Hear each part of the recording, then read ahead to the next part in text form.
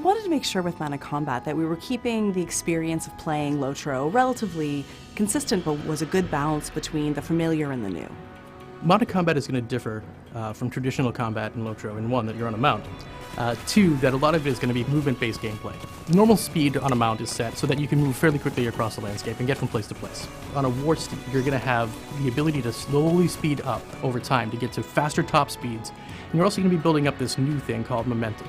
Momentum is going to actually increase damage on all of your skills. When you actually ride in for that kill shot, that skill does so much more damage because you're actually using all the momentum of the horse to drive that opponent into the ground.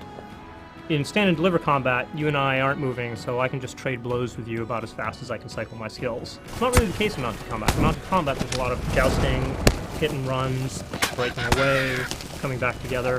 One person maybe aggroing a mob and getting them to follow him while the rest of the group can come up behind and attack them and kind of pick off enemies one by one.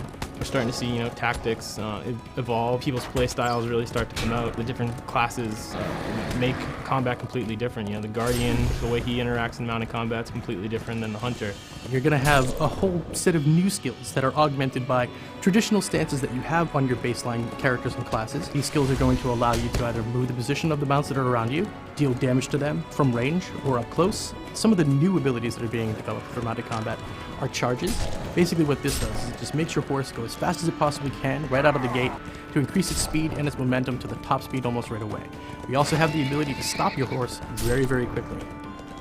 Any area that you're in for mounted combat is still going to be an open area.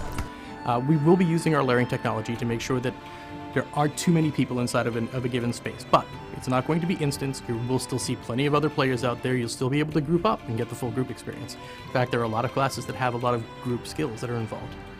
It's going to feel different. It's going to look different. Definitely look different.